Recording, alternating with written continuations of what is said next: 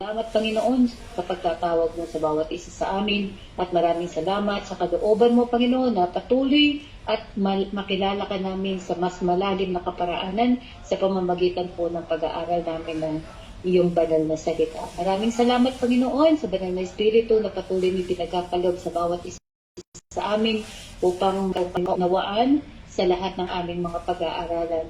Bagamat ito'y mga nutshell lang na pag-aaral per book ng Book of Bible, but then we believe, O Lord God, na nangungusap ka sa bawat puso at kaisipan namin. At hayaan mo, Lord God, sa pamamagitan ng Banal na Espiritu, ay patuloy nga, Panginoon, kami makalakad ng naayon sa iyong mga salita. Lord, pinagkakatiwala po namin sa iyo ang aming magiging teacher sa gabing ito, ang aming Pastor Bernard, O Lord God, patuloy mo siyang bigyan ng talinuhan na nagmumula sa iyo at mga fresh revelation, Panginoon, ng iyong mga salita. Gayon din, bigyan mo kami ng kaunawaang spiritual, kaming mga makikinig upang, Panginoon, ay matanggap namin ng buong buo, Panginoon, ng ayon sa iyong kalooban, Panginoon. Salamat sa gabing ito, Lord God. Patuloy na bigyan mo kami ng kagalakan, kapayapaan habang kami nag-aaral ng iyong salita. At Lord, dayaan mo na bawat salitang maririnig namin, Panginoon, ay magkaroon, Panginoon, ng tunay na kahulugan sa aming mga puso. Salamat po. Ito po ang aming panalangin. In Jesus' name. Amen. Okay. Salamat po sa pagpapinigay. So before we start po sa ating pong susunod na topic, gusto ko lang po i-acknowledge yung AEC, ACEY. Sino po ito? Paki-admit po para ma-acknowledge po namin kayo. Si Kuya Ace Pass. Si Kuya Ace. Oo, hindi po Salamat po. Salamat po. At welcome po ulit, kapatid. At matagal ka namin din nakita na disco namin. Okay. Sinend po kasi pa sa kanya. Ay, praise the Lord. Praise the Lord po. Mag-share po tayo ng mga link kasi sabi ko nga medyo useful itong ating pong pinag-aaralan. Nabanggit po sa prayer ko, bagamat naka-nutshell lang po siya at napaka-surface po niya ng pagtuturo. Pero magiging effective po yan kasi the moment na nagkaroon na kayo ng time to read the whole Bible, the book by book, magagamit po itong mga summary po, mga synopsis para po masilip natin maintindihan o mas lalo natin madaling maintindihan yung ating pong pagbabasa po ng Bible. And I do believe darating po kayo sa punto ng inyong pong Christian life na kayo po ay magbabasa ng Biblia simula po sa Genesis hanggang po pa Revelation. Last Sunday po, for the information po ni Kuya Ace, ay natapos na kami sa 1 Kings. No, at ulitin po natin, sa board lang po, yung pong 1 Kings, normally po nakakonsentrate po sa buhay po ni King Solomon. Yung anak po ni David na pumalit po sa kanya. Na the moment na namatay po yung ating kapatid na si David, pumasok na po yung 1 Kings, which is po yung istorya po ni Haring Solomon na kung saan ay ipinakita po niya yung kanyang pag-anga at pagbaksa sa magitan po ng kanyang pong kapalaluan. At nangyari sa ating kapatid po yan. But definitely, sa mga susunod po mga libro, especially yung Book of Wisdom, Proverbs, Ecclesiastes, pakikita po natin dyan kung paano po si Haring Solomon ay nanumbalik sa atin kong Panginoon. So after po before the end ng chapter po ng First Kings, nagkaroon na po yun ng pasinan o preview. No? Kasi ito na po yung huling era na kung saan unified kingdom pa rin po yan. Kasi si Haring Solomon po, nagsimula sa tatay niya si David, nagkaroon po ng unified kingdom ang Judah at ang Israel. Kaya pagdating po kay Haring Solomon, tinuloy po niya yan, yung pagiging unified. Instead na dalawang kingdom, binuo po niya ng isang kingdom at siya nga po ang pinakahari po doon. Pero nung namatay po si Haring Solomon, dito po ngayon muli naghiwalay yung dalawang kingdom. At yan po ang istorya niya, may mababasa na po natin yan. Nakapalaw po yan to sa 2 Kings na siya pong itatalakayin po natin. So just to give you a complete preview ng 2 Kings, this about a divided kingdom at kung ano nangyari po sa panahon po ng 2 Kings sa hari po ng Juda at sa hari po ng Israel. Titignan po natin I do believe na marami tayong matutunan po dito kasi ito yung mga pagbaksak at pagbangon Normally, hindi na niya po ina-apply yan sa isa pong karyan, kundi ina-apply sa bawat buhay po natin. The rise and fall, no, para malaman po natin, maiwasan po natin yung mga bagay kung bakit sila bumagsak at ano yung mga bagay kung bakit sila inangat ng ating pong Panginoon. So let us proceed. Ang ating pong books ngayon ay 2 Kings. I hope na nakikita po niyo yung ating pong slide. So ulitin po natin, ang 2 Kings po ay kaparte po ng 1 Kings.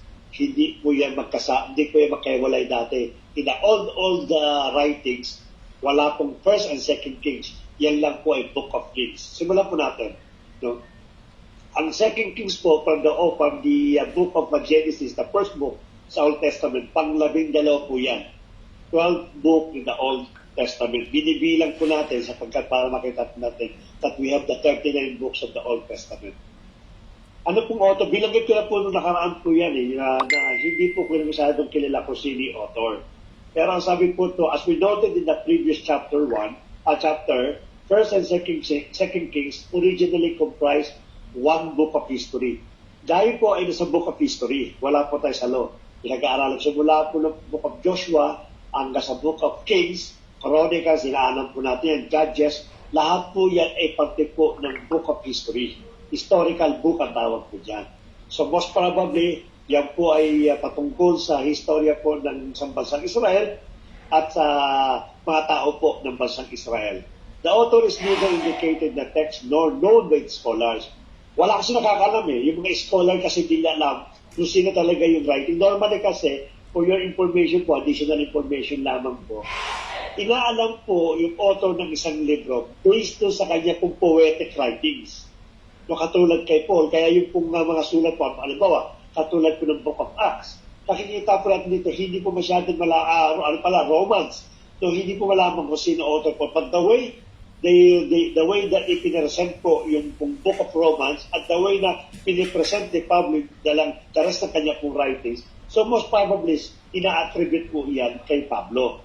Pero hindi po yan ay solid na nakatotoo. Kasi ginagamit nga lang po yung writings. So, ganun din dito.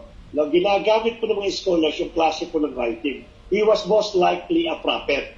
Yan. Meron silang idea kasi yung lahat ng sinulat po sa book of 2 Kings is about yung pong kahihinatnan at nangyayari sa panahon ng araw po na yun. Kaya sabi po ng mga scholars, most probably, ang nagsulat po ng 2 Kings and even the 1st Kings, most probably prophet po ito. No? At sino po yun? Dinibigyan kayo natin ng panahon kung sino yung prophet. No? He was most likely a prophet because many of the historical events were recorded in light of Israel's and Judah's faithfulness or unfaithfulness. Alam po yan. To their covenant with God. Ang malapit po na sinasabi po na sa panahon ng sinulat po ito, 600 BC, it is si Ezra, si Ezekiel, and Jeremiah. All of them are prophets. Mga propeta po yan. Have all been named as possible authors. Sa ulitin po natin, walang posibleng author, maaaring si Ezra, si Ezekiel, and Jeremiah. Ano po pinaka-main theme po ng second Kings? Noong una po, first King, patungkol kay Solomon. Ito po pinaka-main. God is patient, but it does not allow persistence in to go unpunished. Ipinakita po ng ating Panginoon dito kung paano po siya maging pasya. Yung masyado siyang malalim yung kanyang patience, malalim yung kanyang pag-ibig, malalim yung kanyang mercy and grace, pero hindi niya ina-allow yung mga persistent sin. Now, I use the word persistent. Nangangahulugan pa ulit-ulit. Hindi po niya ina-allow po yan. Kinakalang may punishment po yan. Why God punish these people? In order for them to learn. So, ginagamit po ng Diyos ang punishment. Huwag po tayong maano po doon sa mga natuturo po na ang Diyos ay mabagyan pag-ibig. Ang Diyos din po nagpaparusa. At makikita po natin yan sa 2 Kings. Paano ini-impose o pinapataw ng Diyos yung kanyang kaparusahan sa mga persistent sinner. Dito makikita po natin yan. The author writes to demonstrate conclusively to his readers the necessity of keeping their covenantal obligation before God and the history of those most responsible for leading God's people in the stewardship of the divine economy. Israel kings and prophets, hence kings everywhere bears a twin marks of redemptive history and personal accountability. Yan po una, God is patient, but He does not allow persistence to go unpunished. Second thing po, God has always provision to those who will obey. Kapagamat nagpaparusa po siya, hindi naman po niya sinasatab sa isang tabi yung kanyang provision. Which is ganun naman nangyayari sa bawat sa sa atin, di ba? Pag tayo po nagkakasala, meron po yung corresponding na punishment o consequences. At yung provision ng Lord, hindi po lagi nawawala po yan. Throughout the entire history po ng Israel, hanggang dumating ang ating Panginoon po siya, napakadami po ng provision ang ginawa ng ating Panginoon. Pero yung provision na yun, magkakaroon lang po siya ng epekto if they will obey. Kasi conditional yung kanya pong provision sa mga sumusunod po yan. The book show that Israel suffers again and again because of its great sinfulness. 2 Kings chapter 17 verse 7, 23, 24 verses 1 to 4. Paulit-ulit lang po yan. Mamaya pag-aaralan po natin yan. Yet there is still hope for the nation because God's chosen family of king has not come to an end, which is the Lord Jesus Christ. That's 2 Kings chapter 25 verse 27 to 30. There is also prophetic concerning sa incoming king na siya po talagang magkakaroon ng complete na remedy at solution at cure sa mga nabubulok na po sistema po ng Israel. And God remains ready to forgive those who repent. Ano pa rin po yung kanyang pang provision. Third po, Yahweh demands exclusive worship. Hinihiling po niya sa lahat ng hilingan po niya kasama na pong iglesia yung exclusive na worship po na dapat na ibinibigay lamang po sa kanya. We receive what they call this, yung commendation, yung mga praises ng mga tao, but definitely we have to return back to God sapagkat mismo siya ang pinaka-author ng lahat ng worship na dapat na ibinabalik sa kanya. Binangyari pong hari po dyan na nang tinanggap niya yung kanyang papuri supposed to be for God alone, binangyari po. Sino mamayang hari niya? Si Nebuchadnezzar. Siya po yung hari na nabaliw sapagkat tinanggap niya yung pagsamba na narapat lamang sa ating pong Diyos. Naging baliw po yan isa ito. Tama. As the only God, the Lord demands exclusive worship. He alone will be worshipped by Israelites and foreigner alike. Tayo po tayo. Dinidiman po ng ating po Panginoon yung exclusive na worship para po sa kanya lamang. So ano po sunod po ito? It is 600 BC. During that time of the exile ng Israel. Ito po yung panahon na kung saan ang bansang Israel was captive by Babylonian in Assyria.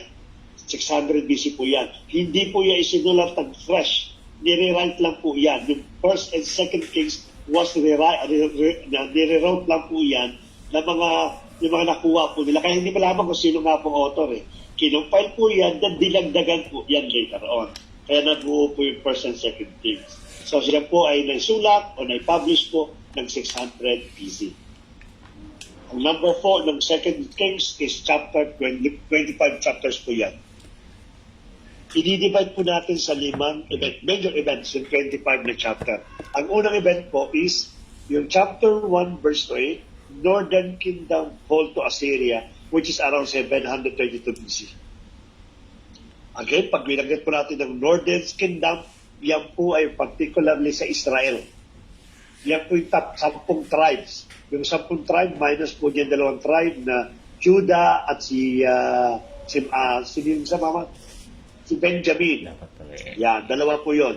The rest, kasama na po sa bansang Israel, which is they call it Northern Kingdom. Kaya nagkaroon po ng Northern tsaka Southern Dati po yan, Israel lang po yan. No? Kaya na-divide nga, yung pong 10 part na nagsama-sama, part po sila ng Northern. Nasa North po sila, kaya Northern Kingdom ang tawag sana. Yung 2 po na hiwalay, nasa South naman po yan, kaya tawag ko sa nila ay Southern Kingdom. So, noong 722 BC, bumaksak po ang Northern Kingdom sa kamay po ng Assyria. Palalaman po natin bakit. Chapter 11 to 16, both kingdoms fall to Babylon, which is 586 BC. After the Assyrian conquest, nagkaroon po ng next na bansa na sumakop sa kanila, which is the Great Babylon. Sinakop po nila yung both kingdoms ang nangyari po dyan. Sumunod po is chapter 17, both kingdoms fall to Assyria. After po kasi ng Northern Kingdoms, no, lumalaban po yung Judah, yung Kingdom of Judah, pero later on, because of the kings na pumapalit po sa Northern Kingdoms, which is Judah, bumaksak po sila sa kamay po ng Assyria. Maganda po istorya po niyan, idadaanan natin ng konti-konti. But if you have some time, or maybe later on, pag nabasa po niyo, masigit niyo maiintindihan. The same thing, 586 BC, chapter 18 to 21, yung Southern Kingdom, naka-recovered po yan sa kamay po ng Assyria. So from the captivity, naka-recover po sila. Why? Sapagkat meron po kasi nanguna na naman. Kaya titignan po natin kung paano nakaka-recover, paano po pinapaksa. The next one is, yung po Babylon po, kinaptig niya yung buo, which is 586 BC, nagkaroon na po yan ng tawag doon, exile, ang tawag doon, no? Yung in-exile na po yung mga mahuhusay, mga may pinag-aralan ng mga Jew, dinala po yan sa Babylonia. Doon po siya. At habang nasa Babylon po sila, if you try to read the rest of the history po, yung pong natira po doon sa bansang Israel at sa Judah, they're still captured by Assyria. So dalawang bansa po ngayon na tagad sumasakop sa kanila, Babylon and Assyria. Yun po dalawang bansa na great during that time po noong 700 something BC. Simulan po natin. Chapter 1, verse 8, Northern Kingdom fall to Assyria, 722 BC, and during that time, it is prophet Elijah and Elisha. Ito pong kingdom history po of First and Second Kings. Now it's all about the prophet.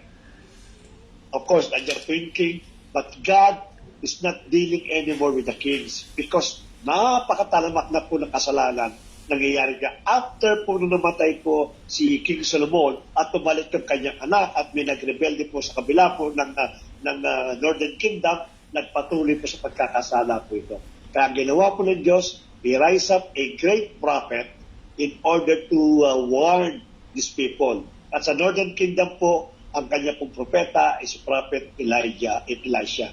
If you have some time, you better read the life of Elijah and Elisha. Maganda po ang istorya po ng dalawa.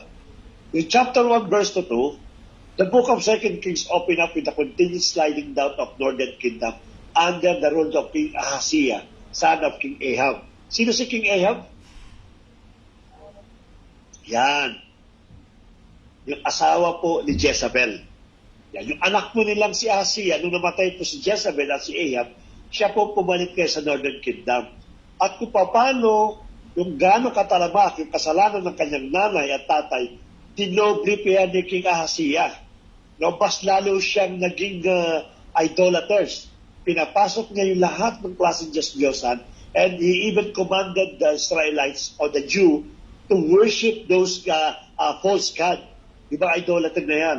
Kaya talagang napakasama. After the death of King Ahab, Moab rebelled against Israel. Yung mga Moabites, nag-rebel. Kasi ang Moabites itong araw po, yung Moab po kasi, halos kakampi po nila yan. But because of King Ahaziah's attitude, yung the way na pinapatakbo niya po yung Northern Kingdom, yung pong Moab, yung mga Moabites, nag-rebelde po against Israel. When we talk about Israel, it is not composed of a one kingdom. Ang Israel po is a one kingdom, ang tawag po dyan is northern. Kaya huwag tayo manilito. When we talk about Israel, hindi po yung nalalaman natin Israel ngayon. No? Yan po, ang Israel ng araw po, it is a kingdom of northern. Nasa Northern Kingdom po yan. So nag-rebelde po yung mga Moabites because of King Ahaziah. King Ahaziah was terribly sick, consulted with the god of Ekron if he will get well. However, Prophet Elijah denounces King Ahaziah and tell him that he will die. Imagine po niyo, iba sa kanya pong kamatayan, nagpo-consult po siya sa mga Diyos po ng Ekron. Ay ayaw na ayaw ng Panginoon yan. Talagang galit na galit po siya. Kaya sininya si Prophet Elijah para i-proclaim that you, King Ahaziah, will not live any longer. You will surely die. At nangyari po yan, namatay po si Ahaziah as per the confirmation to the Prophet Elijah. Elijah eventually passes the mantle of his prophetic leadership to a young disciple named Elisha. who asked for the 2 times the authority of Elijah. So sa chapter 1 to chapter 2, pakikita po natin yung buhay po ni Elijah. Napakaiksi po kasi niyan. No? Bagamat meron siyang 7 na miracle things na ginawa, yung istorya po kasi ni Elijah, napakaiksi. Hindi dahil sa'yo namatay po siya. No? Anong dahilan bakit maiksi ang istorya po ni Elijah? Sino po makakasagot? What happened to Elijah? Kinuha siya.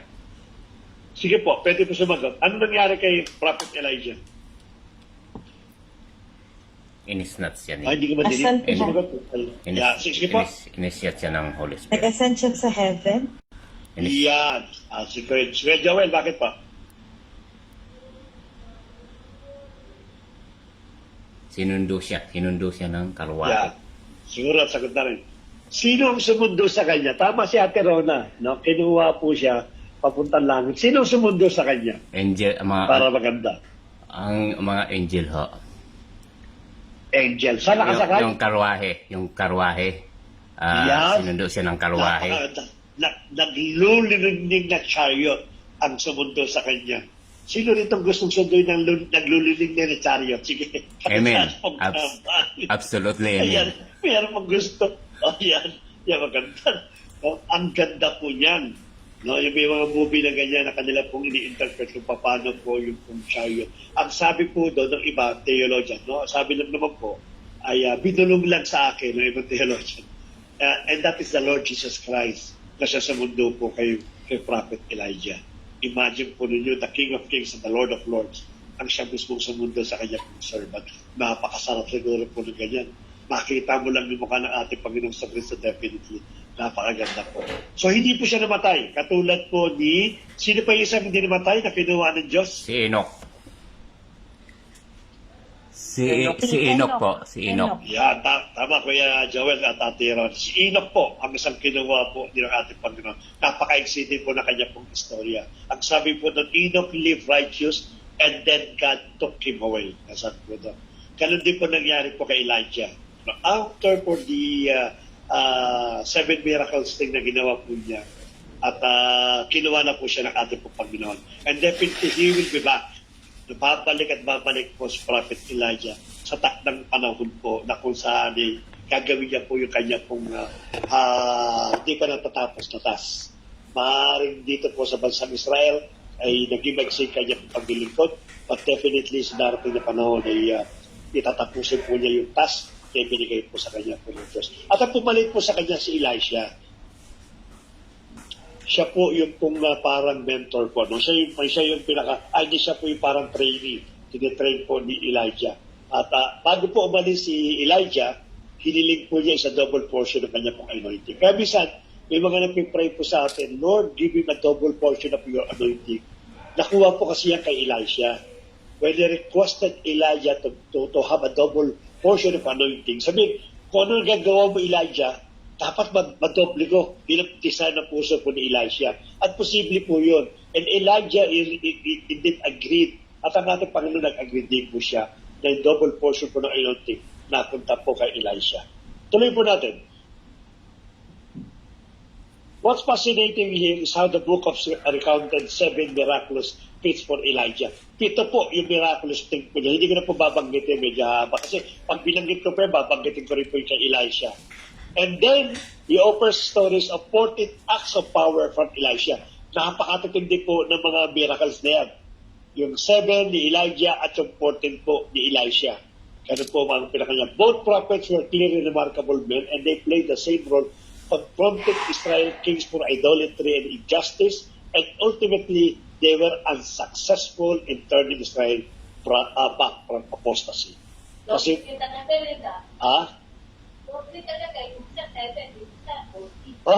double portion pa anointing yan. Yun ang pinakanan. Imagine po ninyo, 7 and 14 naka-double talaga. So, bagamat na pinakita po ng dalawa yung great and mighty things ng power ng ating pong Panginoon, but because napakalaki na ng damage na nangyari po sa Israel, actually sa Judah, ganun din na nangyari.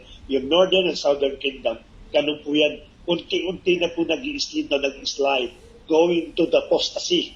Pag sinabi natin apostasy, it is a complete na turn away pagtalikod sa atin pong Panginoon. Yun po ang hinihintay nila ng mga tao nito. It's a matter of time.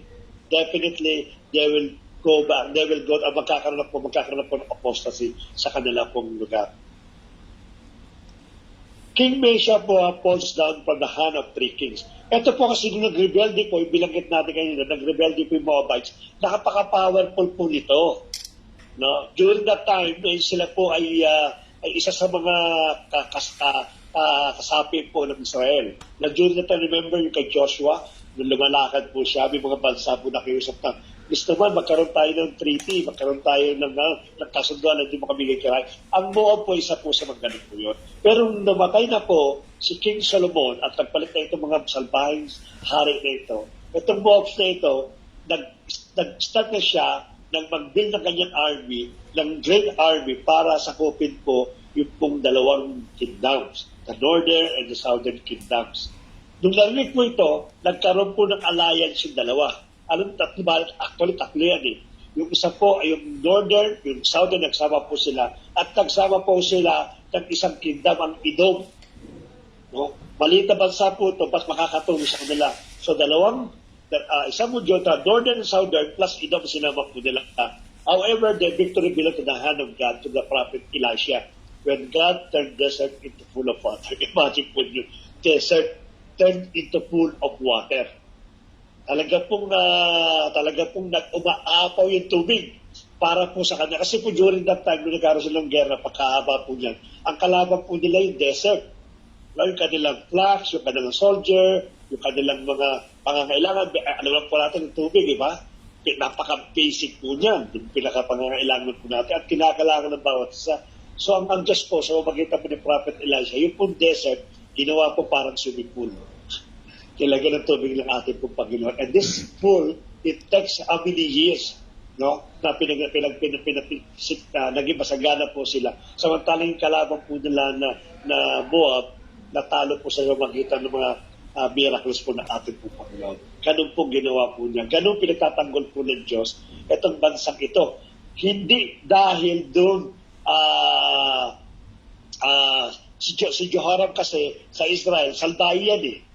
Hindi po yan tama. Yung pumalit po kay King, sino yung una na King? Sandali, nalimutan ko po. Maligatan po. King Ahasiah. No? Ang pumalit po dyan ay si King Joram. Si King Joram po, ganun din po ang ginagawa po niyan. Pag yung kanyang counterpart na sa Judah, si King Jehoshaphat, napakagandang ugali po yan. At dahil kay King Jehoshaphat, nagpadala po ang ating Panginoon ng isang propeta, si Elisha, para ganapin yung kanilang victory. So it is still God's hands through King Jehoshaphat. So imagine po ninyo, no, sa dami ng tao na nagkakasala sa kanya, but because of that one person na siya po namumuno sa bansang Judah, kinonsider niya po yun. How much mo siguro sa isang iglesia, no, kung ang namumuno at ang mga sumusunod at ang mga ibang leaders ay sumusunod sa ating pong Panginoon. So napakalaki lalo po ng pwedeng gawin ng Diyos sa isang iglesia. Katulad na nangyari po dito, become King Jehoshaphat ng Judah. Prophet Elisha blessed the Shunammite woman to have a baby. The child died, but Elisha revived him. Ang story kasi ng Shunammite woman, si Elisha kasi naglalakbayan bilang propeta. No? At nagpapahinga po siya. At it so happened, meron isang parang lodge, isang pakapahingahan, na yung nagmimiari po, yung Shunammite woman. Hindi po siya Hudyo, siya nga po ay Shunammite, pero siya po ay mayroong desire sa Panginoon. Nung nakita po ni Elisha, sapagkat si Elisha po ay inaalagaan ng Shunammite, inaatan niya lahat ng mga pangangailangan niya, kaya mga basic needs. So one time po, tinanong niya yung Shunammite, ano yung gusto niya mangyari sa buhay niya? At tumili nga po ito ng isang bata, sapagkat hindi po siya nanganganak. No, maaaring may depresya yung kanyang bahay bata o maaaring baon po ito at hindi po siya magkaanak in short po. Nung ginawa po ni Prophet Elisha, binilas po yung babae at maaaring binilas yung bahay bata po niya, nagbuntis po ito at nanganak. And it so happened, nung bumalik po si Elisha, yung bata po na ipinanganak ng Shunammite, namatay po ito. Labutan po niya namatay at umiiyak yung Shunammite nung sinasalubin si Elisha. Pero ginawa po ni Elisha, katulad ng ating Panginoon, ni-revive niya, binuhay muli ng Diyos sa umagitan po ni Prophet Elisha, yung bata po, sa umagitan po ito. Isa yan sa mga miracle things na ginawa po ni Elisha. And so many things, katulad po ng axe, yung pinaka-head po ng axe, nung magpapalakon na silang ganun, tumapon po sa kalagitnaan ng dagat, kalagitnaan po ng ilog, mali po yung ilog. Sa mga hanapin nga naman yung ulo ng axe, may pinagpalakon. Ay napakahirap pa natin, laki-laki po ng ilog. Pero ang ginawa po ni Prophet Elisha, pinalutang po yung ulo sa ng palakol at ibinigay sa kamay po nung nakahulog. Kaya yun po yung miracles. Naglaglag siya ng stick po, yun po yun. At bumalik po yung pinaka-head. Imagine mo ganyan klase mga miracles. Talaga dapat nagdidesenta. Double portion of anointing. No? Kung meron pong anointing si pastor, dapat ilin natin double portion of anointing para mas marami pa tayong magawa. Elisha performed miracle healing to na ito pa nasa chapter 3 to 8. Nung may isang Jordanian na siya po naaman pala na aman. Nung meron po siyang leper. Ang sabi sa kanya ni Elisha, kung gusto mong gumaling, mag-bath ka sa Jordan for several times in order to be cleansed. Yung leper kasi, yan po parang sugat-sugat na talaga yung buong katawan mo nagsusugat. At talaga naman napakabaho po ng nasugat na yan. Kaya nakita natandaan po niyo yung pong leper na namapi sa ating Panginoong Jesus na pinadidirihan. Ganun din mo ito. Wala kang makitang maayos sa buong katawan po niya, kundi puro leper ang naman ito. At ang sabi sa kanya, maligo ka sa Jordan River at bumalik-balik ka until such time na makita mo yung kagalingan na gagawin ng Diyos sa buhay po niya. At gumaling po itong naman na wala po completely yung kanya pong leper. Prophet Elisha bring the army at Aram whose purpose is to seize him, but blinded by God and brought them in the middle of Samaria. Ito naman, meron kasing pinapunta yung Aram ng mga army na ang purpose naman po ay patay si Prophet Elisha. Si Elisha po, wala po siyang kalamalang, yung pala kasama niya mga army, ang plano pala patay po siya.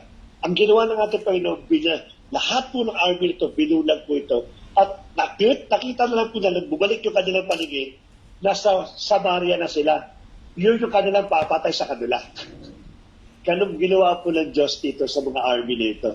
Kasama rin sa chapter 2 to chapter 8 na kung saan ipinakita po ng Lord na mag-i-intervene po siya pagka anak po niya in danger.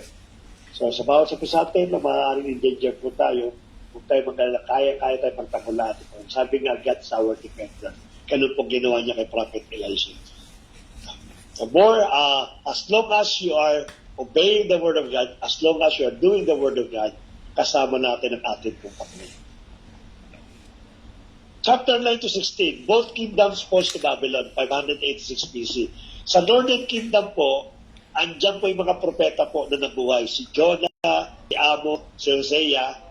At sa Southern Kingdom, sa Judah po, si Obadiah, si Joel, si Micah, at si Prophet Isaiah. And among all these things, si Prophet Isaiah kilala po ng lahat ng nag-aaral po ng Biblia. O, naririnig po natin lagi. And let us remember na ito pong First and Second Kings, atong Second Kings, it is a summary of events na sinulat po nito mga propeta nito. But you have to remember, may sarili pong libro ito. May sarili libro si Jonah, si Amos, si Hosea, si Obadiah. Manadaanan po natin yan. These are the minor prophets na manadaanan po natin yung kanilang istorya, including istorya po na nangyayari sa Northern at Southern Kingdom. So sila po ay mga existing propeta ng araw na ginamit ng Diyos para yung Northern Kingdom at yung Southern Kingdom ibalik muli sa pagsunod sa patas po ng ating pong Panginoon. Ito pa yung mga propeta niyan. Sa chapter 9 to 16, in this section, the Northern Kingdom was struck by a bloody revolution started by King named Jehu, who destroyed Ahab's family. And although Jehu was at first commissioned by God, his violence just kept out of control and it raised a spiral of political assassination and rebellion from which Israel never recovered. Who follows Cus after Jehu, and each king follows after God's allow horrible injustice, and it all leads to 2 Kings chapter 17. Si King Jehu po ay isa sa mga kilala sa Israel, sa Northern Kingdom. So, Tama. Siya yung pumatay kay, siya yung dati kasi dati kasi yan ang general. Siya yung pumatay kay Jezebel. Yung nakat po niya, si King Jehu. So because of that, nakilala po si King Jehu because there is a commandment, there is an ordination of God kay King Jehu para linisin niya yung bansang Israel o the Northern Kingdom. Ang problema kay King Jehu, masyado siyang mainit. No, ang ginawa niya, nagkudita siya, at ang ginawa niya, pinatpatay niya yung lahat ng politika na nakakibag ka sa family po ni Ahab. Kaya nga, political assassination, walang kontrol po ito. Hindi na nakontrol yung kanyang galit at hindi na nakontrol ng ating pong Panginoon. Kaya nauwi po si King Jehu muli sa isa po panibagong rebellion na naman. Nagsimula siya ng maayos through sa pamamagitan po ng guidance ng ating pong Diyos, but later on, naghari na yung kanyang sarili. No? He decided na patayin kung sino man yung mga political na nakadikit sa pamilya po ni Ahab at yung mga political na posibleng pag-rebelde, pinatay po lahat yan ni Jehu. Kaya nangyari po talaga ay hindi tama. Kaya nga dapat naging maingat katulad ni Haring David, di ba? Hindi naman siya patay ng araw katulad ng ginawa niya kay King Saul. No? May mga pag-aaral, may mga bagay na hindi dapat go-overstep doon sa order at command ng ating pong Panginoon. Pero si King Jehu, hindi po. No? Nagpatuloy po ito hanggang sa dumating na yung chapter 17 that leads sa panibagong horrible na situation po ng Israel. King Jehu po, the northern and southern kingdom, and both kings, si Joram of northern kingdom and Ahaziah of southern kingdom, killed in the battle. No? Sa Judah po, si King Joram. Si Joram po ay isa pong maruming hari na sa Judah. Kaya nga sabi ko, hindi lahat ng nag-hari po sa Judah ay maayos. No? I think out of 10, 4 lang ang naging maayos po dyan. Sa Northern Israel, out of 10, 10, lahat po yan ay talaga po mga wicked kings. Nang ginawa po niya during that time, sa Southern po, sa Judah, si King Joram at si Ahaziah, yung anak po ni Rehab, at po yung mga namumuno noong araw. Kaya ginawa po ni King Jehu, inawa niya po yung dalawang kingdom at pinagpapatay po itong mga hari na ito sa magitan po ng battle. Kaya kung titignan po natin, maganda po yung layunin ni King Jehu at first, no? To cleanse, to clean the idolatry and the wicked practice po ng dalawang kingdom at maibalik sa ating pong Panginoon. It so happen nga po sa ito na binanggit kanina, napasobra po yung kanya pong pakikipag-battle. After that, when King Jehu reached Samaria, he slaughters all the descendants of Ahab as the instruction of Prophet Elisha. He continued for his battle of cleansing the Israel by killing all the prophets of Baal.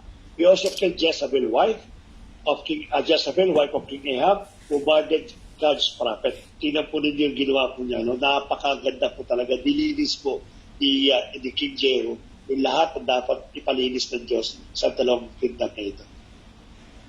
However, ito na masama. However, Jehu did not turn aside from the sins of Jeroboam, the son of Nebat. Hindi niya kasi inawat yung si Jeroboam, which is he made Israel to sin. That is the golden calves that were in Bethel and in Dan. Pinabayaan niya po yan. At siya po nakisama doon sa practice na yon. So, dito po nagkamali po si Jehu. At nakita po natin, sabi nga sa panahon po kasi na kung saan ay nagahari ang patas ng Diyos, ang isang malaking pagkakamali, definitely there will be a big consequences. At ang nangyari po niyan, naligaw po si King Jehu. Yan ang pinakano po niya. Nagsimula, pero natapos po sa hindi po maayos. After he died, the rest of the acts of Jehu and all that he did and all his might are there not written in the book of Chronicles of the Kings of Israel. Hindi po nasulat yung storya po ni Jehu. Despite of many things na ginawa niyang revival, despite of many things na ginawa niya pong napakalaking overturn, na pag-shake ng dalawang bansa niya, but because he made mistake, no, concerning sa Golden Cubs and sa Better Quindan, na hindi po niya ito sinira at siya po ay sumamba po dito. Dahil yung kanya pong mga mighty things na ginawa po they are not treating them po pagka-chronicles. Wala kayong mababasa po ni Stephen DJ sapagkat ang Diyos mismo ang nag-strike out sa lahat ng ginawa po ni King Jehu. And that is the consequences ng kanya pong ginawa sa ating mga. The rest of the chapters up to 16 is story of different kings of northern and southern kingdom and their accounts of dealing with God. Sumunod po yan, after po ng chapter 16, nagpalit-palit lang po yan. If you try to read yung mga chapter 16, 17, 18, yung pataas po yan, makakita po kayo ng in every first verse ng chapter na yon. Mababasa niyo may hari na ganito, tapos he did evil things, namatay siya, pinalitan ng iyan kanyang hari, tapos evil things again, wicked things, namatay siya. Ganun po pinaka-istorya lamang po ng mga different hari na nito. At ulitin po natin, sa northern po, wala po naging matinong hari. Lahat po yan paunti-unti pa-worse hanggang dumating po sa apostasy. Sa hari nga, sa Juda po, nagpapalit-palit po yan. Sometimes may masama, sometimes mayroon pong mabait, at sometimes may masama, sometimes may masunurin. Ganun po nangyari. Ang Juda po kasi parang roller coaster. Tataas, bababa, tataas, bababa. Hindi katulad po ng Southern Kingdom. Patuloy po ito bumabagsak after po ng chapter 16. Papasok po tayo sa chapter 17. Ito po ay both kingdoms fall to Assyria. After po ng sinakop po ng Assyria, ang bansang Israel, the northern kingdom, after po niyan, sinunod po nila sakupin yung pong Judah. At nasakop po yan noong 722 BC. Ano po yung chapter po natin? The big bad empire of Assyria swoops down and takes out the northern kingdom altogether. The capital city of Samaria is conquered and the Israelites were exiled and scattered throughout the ancient world. Ito po yung nadaan po ninyo na may prophetic po dyan. Nagsabi po nila, one day, the Israelites will come back to their nations. Which nangyari yung 1940, something ba? 1960. I forgot, no? Nung yung sa United Nations, that they acknowledged the nation of Israel at ibinigay yung lugar nga po ng Israel, mga Jew, kaya nagbalikan po sila. Actually, 1946, yung po yung time na kung saan dineclare ng United Nations at nabuo po yung bansang Israel muli. No? At ang sabi doon, nagbalikan sila. Kailan ba sila na-scattered? Ito po, noong 722 BC, when the Assyria completely destroyed Israel. Sige po, Atarona? After Second World War. Opo, I think 1946. Oo. No. Salamat po. Yan po yun. Dito sila nag-scattered. Nawala yung kanilang because yung po Assyria, napakalupit kasi dito. So takot nila, they scattered throughout the world. Nagkalat na po yan. Napunta sa Asia, sa Africa, sa sila napunta. At nanubalan nga po sila noong 1946. No? Sapagkat ito po yung eksena na kung saan sila ay sinakop po noong 722 BC. Chapter 17 is a key the author stopped the story and offers the prophetic reflection at what just happened. He blames the downfall of the northern kingdom on the idolatry and covenant unfaithfulness of Israel and its king. God has allowed them to face the consequences of their decision. Chapter 17 po, nilitan niya na dyan na walang ibang dapat sisihin kundi kayo. Yung inyong pong patuloy na ay nagpa-practice ng idolatry, yung patuloy yung pagiging unfaithful, yung patuloy yung na hindi pakikinig sa word of God, yung patuloy na hindi kayo nakikinig sa propeta, lahat po yan nilitan niya. Para malaman po ng Northern Kingdom that it is you by yourself, you should blame yourself sa nangyayari na ito. Hindi ang Diyos. Sometimes kasi may mga question kasi na bakit tayo pinahihirapan ng Diyos, bakit nangyayari sa atin ito, we are chosen nation. Dito po nilitan niya po ito yung reflection, no? Na sinabi po sinabi niya kay Moses tong araw, sabi, choose now, curse, blessing, life or death. Pero mamili tayo, kanintindi po ito. Pinamili po sila ni Joshua nung araw kung sino pa dapat nilang sambahin. But these people, because of yung kanila katagasan ng ulo, katagasan ng puso, ito ngayon nangyari sa kanila, they scattered around the world. Nawala po yung kanila pong bansa dahil sa makakasama po ng Assyria. Why? Because of idolatry. Kaya let us remember mga kapatid, napakabigat ng idolatry. Akala natin nung araw is idolatry sa matter of worshiping the statue, non-way statue.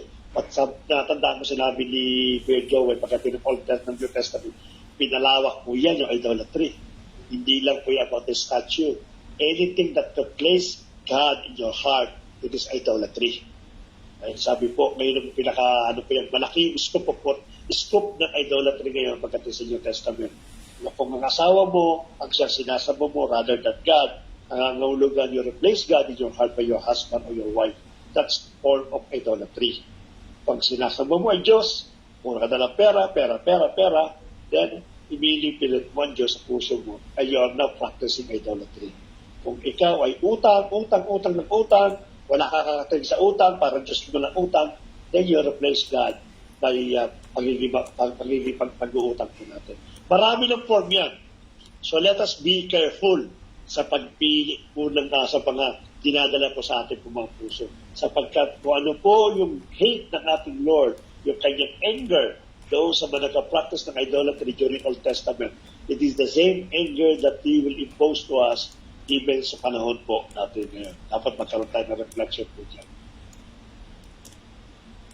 Chapter 18 to 21, let us go with 18 to 20. Ano sama ito? The final movement of the book tells the story of the lone southern kingdom. In here, we meet very heroic kings like Hezekiah. Ito na sa Judah. Sabi ko sa inyo, si Jehoshaphat, si Hezekiah, at meron pang sa kanyan nakalimutan, 4 yan na talagang naging matuwid. Yan, si Hezekiah, who trust God when the armies of Assyria comes knocking on Jerusalem doors. He offered treasure in order to Assyrian king leave them at peace. Nung siya po ay nagtatag na bagong hari po siya, eto na yung Assyria kumakatong sa kingdom niya para sa kingdom niya. Look at the wisdom coming from this king, no? At pagka ikaw sumusunod sa ating Panginoon, yung wisdom, knowledge, yung pagkakalog niya. Instead na girahin niya yung bansang Assyria, which alam niya hindi sila mananalo, ang ginawa niya, nakipag-negotiate siya. At binigyan, kasi during that time, ang Judah po, napakayaman. Now, imagine po niyo yung kung pinatay yung palasyo ni Solomon. No, napakayaman pag ginawa niya, inofferan niya ng treasure at sabi niya, huwag na kayo babalik, huwag na kami girahin. Yung sabi po ni King Hezekiah.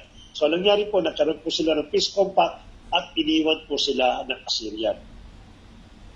Si Josiah, who discovered the lost scroll of the Torah in the temple, so he started reading it. He's convicted and institute religious reforms to remove idolatry. Isa rin po yan si Josiah.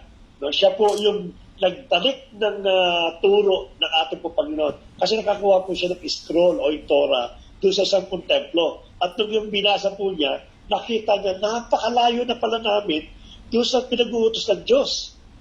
Talagang totally, nalimutan na namin kung ano yung talagang command ng Lord sa amin. Now, ini-institute niya yung religious reform to remove idolatry and Canaanite influence from the land. But Judah is just too far gone. Malayo na kasi. Kumbaga sa naging parte na ng kanilang tugo, ang kanilang ugat, yung kanilang practice na napakahirap ng buwagin. Nakakaranas po tayo yan when we are sharing the Word of God sa mga mana sa buhay, mga magulang, lola, ang sabihin nila, nakalakihan ko na ito, dito na ako pinanganak, dito na mamamatay. Kasi nga, na-practice ka po nila. So kahit ano-ano po ni Josiah, na ibalik muli, i-institute muli yung religious reforms sa kanila pong lugar at pinatatanggal niya pa yung mga idolatry.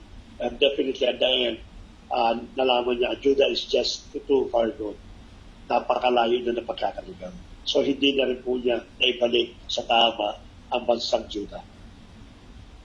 And chapter 21, the king right in between these two, si Manasseh, is the worst by far. He not only introduces the worship of idol statue to Jerusalem temple, he also institute child sacrifice. Sa lahat na naging hari po ng Israel o Northern Kingdom, ito po si Manasseh, ang pinakasinabi po sa Biblia, ang pinakasalbaya at pinaka-wicked sa lahat po yan. Bakit po? Hindi lang po siya nagpa-practice o nagpatuloy sa worship, sa idolatry, i-introduce also human sacrifices. Pinapatay po yan. Sinusunog para pumasiyan lamang yung Diyos na pinagsasambahan po nila. Ayaw ng Lord yan. Bilanggit yan sa Leviticus. No? Na huwag kang mag-offer ng tao sa Diyos. Pero ito, nag-introduce po siya mismo nag-introduce sa temple po ng Jerusalem. Siya mismo nag-institute, siya mismo para nagbigay ng patas na pwede na ang child sacrifice. Kaya sa panahon natin ngayon, may mga religious group na yung mga sa bundok, no? They're sacrificing the children. They're thinking that once na sinacrifice mo, malaking sacrifice sa'yo, matutuwa ang Diyos sapagkat nakita niya na even your loved ones, sinasacrifice po natin. Somehow siguro, it reflects doon sa ginawa po ni Abraham. No, but it is the wrong principle po yun. Hindi mo pwedeng gamitin yung child sacrifice doon kay Abraham. Kay Abraham kasi utos kasi ng ating utos yun. Ito po, it is the human belief, no, hindi po sa ating pong Panginoon. God sent prophet to say that the time is up. Israel has reached the point of no return. Dumating na sa punto ng Diyos na wala nang hope itong bansang ito. Now, I'm just waiting only for the coming of the perfect Messiah. Yun ang pinakana po niya. Sa point of no return. Kung babasahin niyo po yan, paulit-ulit na lang po yan. Kung kanila kasalanan, doble, papalit panibang kasalanan, doble, hanggang dumating sa punto at talaga namang karumal-duman na pinagagawa po ng bansang Israel. Chapter 22 to 35, Babylonian captivity. Chapter 22, verse 25, the last 3 chapter po, o 4 chapter na ating pong bro. Sa final chapter, doon lang po. Yan. The final chapter tells the story of the Babylonian Empire coming to invade Jerusalem, destroy the temple, and carry the people and the royal line of David into exile. Ito yung pinagit ko kanina. No, yung sabi ko sa inyo na nag-exile na po yan. After po ng Babylonian captivity, hindi naman po nagtagal yung Babylonian sa bansang Israel at sa Judah. No, sapagkat ang ginawa lang po nila, sinakop na yung mga spoil, yung mga mapapakinabangan po nila, either yung hayop, yung tao, dinala po yan sa kanila pong lugar para gawing alipin o para gawing parang mga badig-badig, servant doon sa kanila pong bansa. Yan po yung chapter 22 verse 25. The story ends leaving us wondering how's God done with Israel as He had done with the line of David. Ginawa din po yun. The final paragraph sums about the 40 years forward into the exile and it tells very odd story. It's about Jehoiakim. Ito na si Jehoiakim, nasa bansang Babylonia na ito eh. Napili sila ng hari during that time kasi inallowed sila na mag-choose ng kanila pong hari doon sa Babylonia. Kumbaga sa King Nebuchadnezzar gave them the right to practice the religious belief. Kaya si Joachim po ang ginawa pong pinakahari po sa Babylonian Empire. A descendant from David who had been king and was back to Jerusalem. The king of Babylon releases him from the prison and invite them to eat at the royal table for the rest of his life, and the book ends. Pandanguli po, tinawag po si King Joachim ng hari po ng Babylonian at nagsama po sila at pinakawalan po ito. And later on sa mga istorya po na darating po dyan, nirelease po ng bansang ng hari po ng Babylonian ang mga captivity po ng Israel para po makapalit sa kanila pong lugar. It is much but it is a story that gives a glimmer of hope that God has not abandoned the line of David. The question now is, how is that going to fulfill His promises to Abraham and David? How is going to bless the nations and bring the Messianic kingdom? Yung question na naman dyan. To answer those questions, you have to read on the wisdom and the prophetic books. Ito po natin makikita po. Wala po din sa Kings. Yan po ay natapos po sa magitan ng nung pagkakain nga po ni King Joachim at pagpapalaya po sa bansang Israel. Anong moral lesson po natin? World affairs played a heavy role in Israel's and Judah destinies. Yet the author of Second Kings directly connected to Israel, apostasy led by the wicked kings to their national destruction, pointing it out as God's judgment on His wayward children.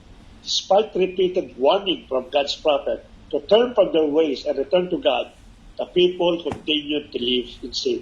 That's very sad. To their regret, they did not believe that God would allow their nation to be ruined by foreign invaders. Yet God did not forget His promise to David. Either God saved a remnant from among the people and kept the royal line intact so that one day His people could return to their land to await the promised Redeemer, which is the Lord Jesus Christ. Lastly po, the ministry of Elisha is vivid reminder that God can take care of our physical needs. As you read the early chapters of 2 Kings, you see over and over that God uses Elisha to miraculously care for people. Despite of being wicked ng mga taong ito, patuloy pa rin si Elisha, pinapadala ng Diyos, pinapadala si Elisha para lang mag-perform ng miracle and to return the people sa kanya pong law. From restoring a son to life to finding a lost ox head, God is concerned about His people. That is no guarantee that He will find your lost keys for you, but it's comforting that He knows and cares about His 2 Kings gives a brief synopsis of the kings who ruled for the last years of Israel and Judah. And each of these kings created not on their military or economic power, but on their obedience to God.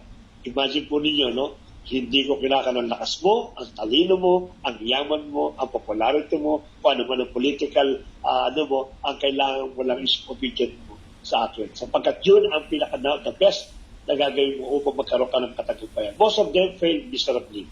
But each of these kings dramatically impacted the spiritual life of the nation they ruled. The people followed along is whatever spiritual direction their king took.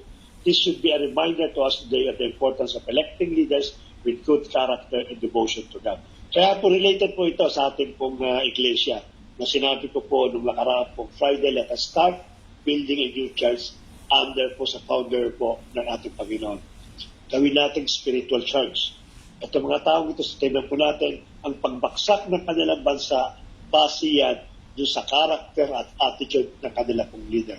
God never looked any people na righteous because it is the leader or it is the king that represent the people.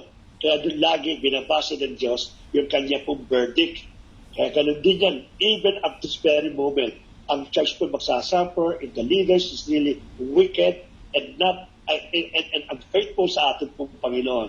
The church will prosper pagka faithful at tayo po ay sumusunod sa kanyang pong batas. Yun po ang ating pong 2 Kings ngayon. Kung paano na yung ating pong character will determine our future. Yun lang po, and God bless po sa inyo lahat. Magtanong po tayo at meron po ako may tatanong.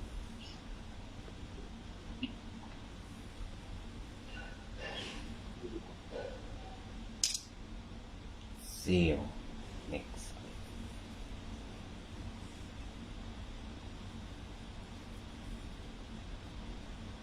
Kung sino pong may question, mag-raise hands or mag-unmute para makapag-question po. Uminom lang po ang ating teacher. Gusto ko yung double portion of anointing. Pwede nag-i-echo time pareho. Napaos ka, no? Ayun. Gusto ko yung double portion of anointing na hiningi ni Prophet Elisha. No? At maganda yon kasi hindi imposibleng ipagkaloob ng Panginoon. Kasi sa New Testament, ang sabi, kapag tinanggap natin yung Holy Spirit, higit pa daw sa nagawa ng ating Panginoong Jesucristo, ang siyang ating magagawa. Di ba, Diek? So, yung sabihin, kasi kaya lang nagawa ni Prophet Elisha yung mga bagay na doble, yung mga bagay na nagawa ni Prophet Elijah because of the Holy Spirit na siyang bumababa sa kanya. Every time na siya magpa-perform ng miracle, the Holy Spirit bumababa sa kanila. How come po tayo ngayon sa panahon natin wherein yung Holy Spirit ibinaba na at pinatira pa sa atin, sa atin. Anyone, di ba, who received the Lord Jesus Christ, received the Holy Spirit. So, kung yung kapangyarihan ni Elijah, na doble kay Elisha, ngayon, sinabi ni Jesus Christ, pag tinanggap natin yung Holy Spirit, at pag siya'y umalis na dito sa lupa, higit pa daw dun sa ginagawa niya ang kaya nating gawin. So, exciting yun, di ba, Daddy? Opo. Exciting yun. And yun ang gusto ko. Yun ang pinagpe-pray ko na hindi lang, syempre unang-una dapat yung fruit of the Holy Spirit. And then, yung gifts of the Holy Spirit, which is kasama yung mga miracles, healing for the sick, praying for the sick, and so on and so forth, no? Kaya po pala natin magkameron nung double portion of anointing. Dapat pala, ang prayer, Daddy, hindi na, no, yung bigyan mo kami ng double portion of anointing katulad ng kay Elisha. Hindi pala. Dapat pala ang prayer natin sa prayer of declaration. Di ba, Kuya Elton? Ang sabi ni Kuya Elton, I am the righteousness of Jesus Christ. So if we have the righteousness of Jesus Christ, we have the power to pray for the sick and it will be healed. Amen po ba? Ako excited ako doon. At isa pa din, puro ang pagbagsak ng Israel, kung titingnan natin, it's all about idolatry.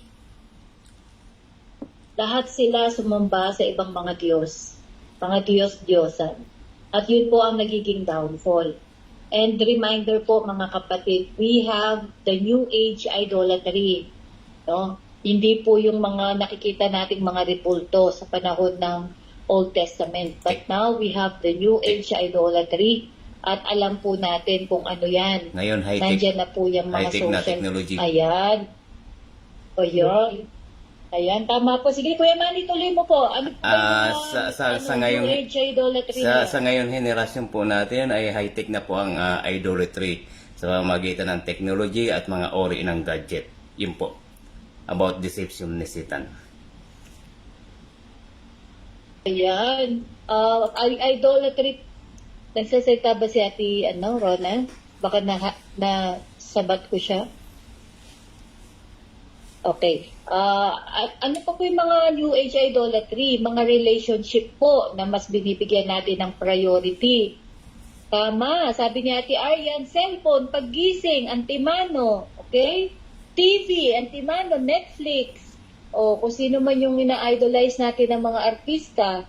Ayan po, kung ano yung mga New Age idolatry, yaman, fame, trabaho, o kung mismo sarili natin, na idol na natin, pagising natin, ilan na nag-likes ng ng picture ko, uy, maganda ako dito, ito ipopost ko to. Diba? O tingnan natin, ang daming nag-like. O yan po yung mga New Age idolatry. So, beware po tayo, no? Napaka-subtle po ng kaaway ni Satan. Napakagaling niya pong mag-deceive kasi deception po ang kanyang expertise. At syempre, hindi naman po tayo i-deceive ni Satan nang masyadong obvious. Wala po siyang gagamiting pang-deceive na hindi maganda. Kaya in the form of blessing po, akala natin blessing from the Lord, pero hindi pala galing sa Panginoon. Galing kay Satan. Di ba, Daddy? Kasi pero meron po kasing sinabi sa Bible, sabi, every good things are a blessing from above. Every good things. Hindi po every nice things. Kasi pag sinabing, nice offer, good na yun eh. Pag sinabi pong good, hindi po siya nagdi-differ. Good as in good. Hindi po siya nagko-cover up lang or candy-coated na maganda siya. Pero pag sinabing good as in perfect good po, na perfect gift, sinabi kasi dun every perfect, good and perfect gift are from above. Pag hindi siya perfect, yan ay mga bagay na naglalayo sa atin sa Panginoon. Yan po mga ina-idolize natin na ginagamit na Satan sa panahon natin. Kaya, hindi po lahat ng offer na magandang sahod ay galing sa Lord, ha? Ingat-ingat lang po din. Ayan, sino po may question? Ako, may question. Mukhang tahimik ang mga people, ah.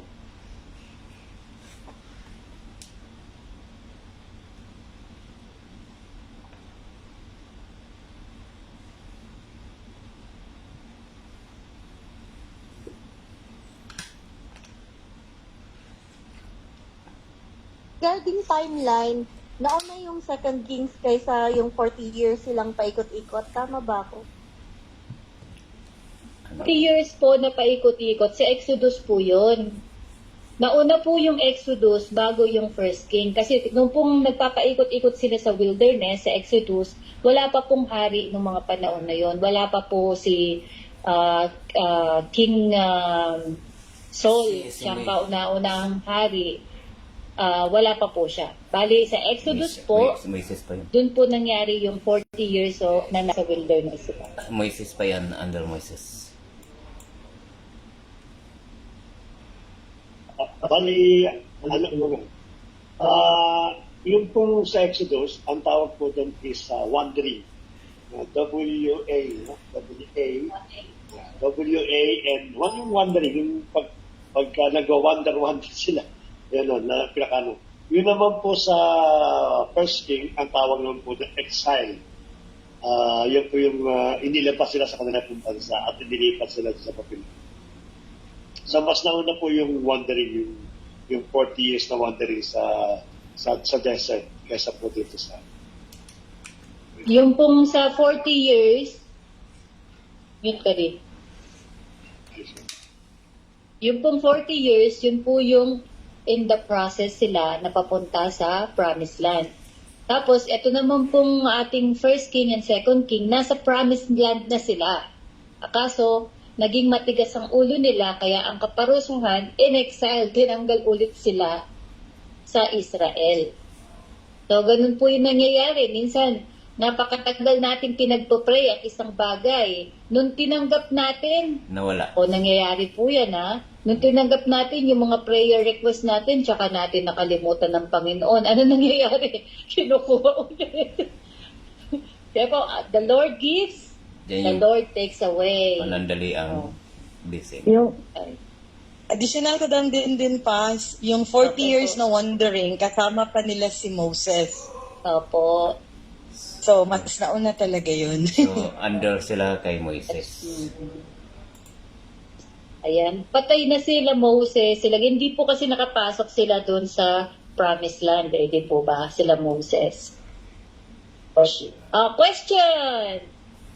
Nababasa niyo po ba?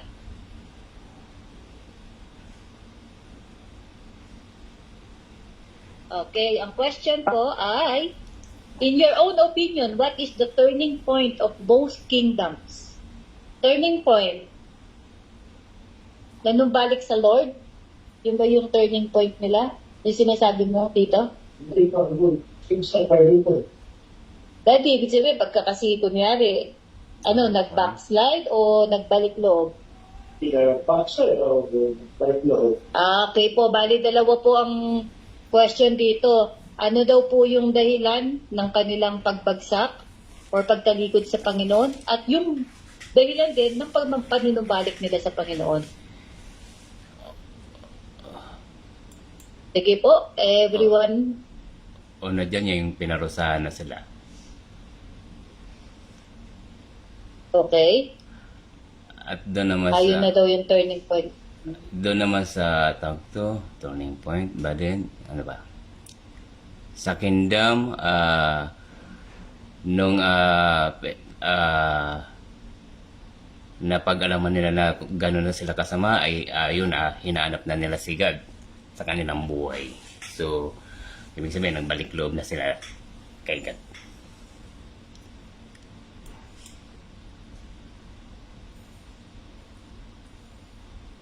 Ayari, nawala na. Ano pa? Turning point po sa kasamaan, pas. Sa akin, ang opinion ko, the turning point, bakit nagiging yung mga hari, it's because of the self-identity. Yung nagiging, yung self-idolatry. Nagiging, na nila yung kanilang sarili more than anyone else. Hindi na nila ina-align yung kanilang ruling in God's way kasi they believe on themselves, they become self-measured, self-righteous, and ito nga yung sinasabi nating idolatry of identity. Maganda yung So na idolatry. ang pagiging tao na nila ang naghahari. I told us, para kasi magkarami. Ang, Apo, Kuya Joel. ang, Yes po. May dadagdag ko lamang po ay po dun sa aking narinig nung kayo po yung nag-e-exhort. Depende po dun sa haring nanunungkulan yung panahon, kumbaga, halimbawa, nasabi po kanina na meron po talagang salbahing nag-ahari at meron namang mabuting nag-ahari. talking na pala to. So, minsan po, na ano rin po natin ito dun sa mga namumuno. Kapag ka po ang namumuno ay salbahe, nagiging salbahe din po ang magiging attitude ng nasasakupan. At nung doon naman po sa halimbawa, pagkatapos ng salbahing nagari at doon naman po sa mabuting nagari, kumbaga naibabalik po yung ng gaya po ng halimbawa, may natin doon sa backsliding at hanggang sa sila po ay kumbaga doon sa pamumuhay po nila ay napapansin nga po nila na wala na pala sila sa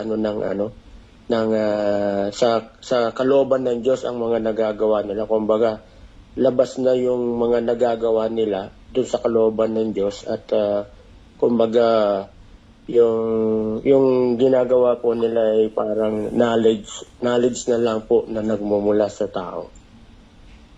Amen po. Yan. At laking dalawang sagot ni Ate Ronan at ni Kuya Joel. At dahil sa sagot nila, may gusto ko i-follow-up na questions. Na before na ilabas ko yung second question ko to sa screen. Ang follow-up question ko, yung nabanggit kasi ni Kuya Joel na yung destiny ng direction ng either ng Northern o Southern Kingdom or Israel o Judah ay nakabase ito doon sa pamumuno o sa karakter ng namumuno. No? Pag gumawa ng mabuti, paksak sila. Pag gumawa ng maganda, asenso sila. Sabihin, mapalad sila. Ngayon, my question is, do you think this kind of what you call this, yung kaparaanan ng Lord sa panahon na yun, would be also applicable sa panahon ng Iglesia ngayon? Yes. Opo, Pons. Yes. Malaking Sige po. malaking Yes. factor. Okay. Expound natin, sige. In every leadership po, Paz, as it says na dapat yung foundation must be strong and at the same time morally righteous. Kasi kung hindi po siya lahat kasi po ng sa mundo is bound by morals. So kung hindi po natin i-abide by morals yung ating foundation, it will be naka-tend po ito to fall. Kasi nga, 'di ba, meron tayong kasi kahit yung mga hindi nananampalataya, yung mga pagans, they believe that there is a higher being. So, meron pa rin moral righteousness na nakasaad sa kanila. Even though hindi nila alam kung sino yung higher being na yun. So, if yung kingdom is bound into moral righteousness with a strong foundation, it will reign and it will last. However, kung opposite po noon, it is bound to fall. Sino pa po? Maganda sagutin natin. Sige, Kuya Mati. Kung dito kasi kung sa bawat isa sa atin, kung talagang mahina pa tayo sa pananampalataya natin kay God, ay wala tayong pinagkaiba sa mga nakaraang panahon. Dahil kung karamihan kasi sa mga sa mga panambahan na umahawak ng mga panambahan ay bandang huli ay natatangay sila ni Satan. So ibig sabihin, mahina pa ang kanilang pananampalataya kay God kahit gaano na sila katagal mag-self kay God. So kaya nga ang binabanggit natin na nakaraan ay wag lang maging servant o wag lang maging mananampalataya, bagkus ay magkaroon ng totoong pananampalataya kay God. So yun po. Kuya Joel? Yes po, Pas. May sinasabi po sa scripture na kapag ka po daw ang tagapagturo ay bulag, ay kapwa po mahuhulog sa hukay. Di ko lang po alam kung saan pong Opo, nabanggit ko yan sa mga epistle, tatandaan ko, sa mga sulat ni Pablo. kaya po nasabi ko kanina na kapag ka po kung ano ang namumuno ay ganun din po ang na-adapt ng mga nasasakupan.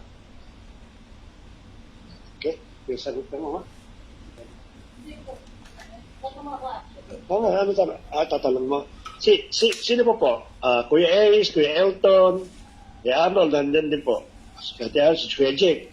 At sa palagay ninyo, na pareho kayo ng principle, yung panahon ng kingdom, sa panahon ng church ngayon, na pagka leader ay wicked, definitely masisira ang church.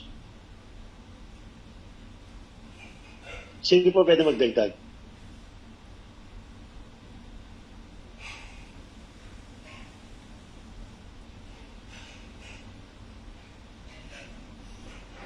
Dagdagan ko. Actually, sino po yan? Tama, nagtas. Kasi pag ganun yung prinsipyo, no? Ihimayin ko lang po ng konti.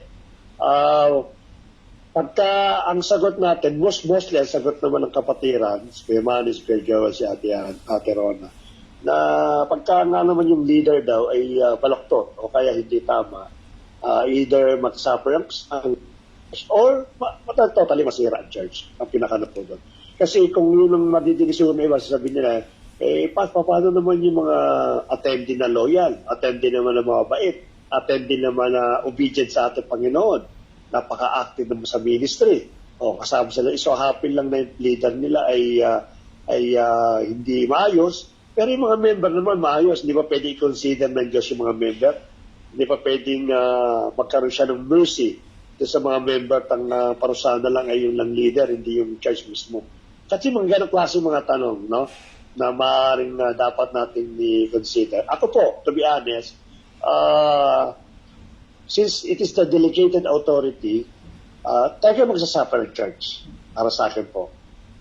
It might na mag-disagree ba, but for me, in my own opinion, kaya sabi ko opinion natin kasi because of the delegation authority, yung kasang hinahanap ng Lord, kung kaganin niya dinelegate yung authority, yun ang mananagot. At sa pananagot ng isang tao, definitely may madadamay. Katulad na nangyari doon sa kingdom. Dahil sa hari, nagkamali, may madadamay somehow. Pero hindi talagang ang gusto ng Diyos ay wag bulag-bulagan doon sa mga taong, sa mga member ng church na talaga namang loyal naman talaga namang sumusunod. It so happen lang because of the leader. Bakit po? Bigyan ko kayo ng isang maliwanag na example. Sa isang barko, may kapitan po yan. May mga crew din. Yung mga crew, kahit anong galing mo, kahit ano ang experience mo, kahit anong husay mo sa pagpapatakbo ng barko o sa paglalayag, pag ang kapitan ay nagkamali, definitely lahat kayo suffer. Magsasuffer kayo. Hindi na kailangan na mahusay ka. Kasi decision ng kapitan po yun. Kaya definitely magsasuffer kayo. Yung consequences po nun. So nangangahulugan po, dapat maingat tayo. Kaya nga sabi ko lagi, I will continue repeating na dapat ang church binibuild yan sa spiritual level. Hindi yan binibuild sa mga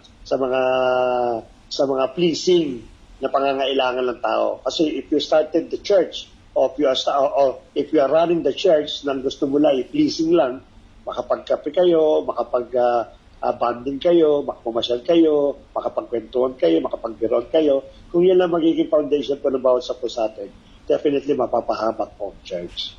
Kaya dapat po napaka-spiritual muna bago po yung lahat po ng bagay. So yun po ang tama po sagot natin. Tama po sagot ng mga kapatiran na talaga po maapektuhan niya pagka ang leader ay hindi po obedient sa ating Panginoon because of the delegated authority. Bilang po yun. Mama, may question ka?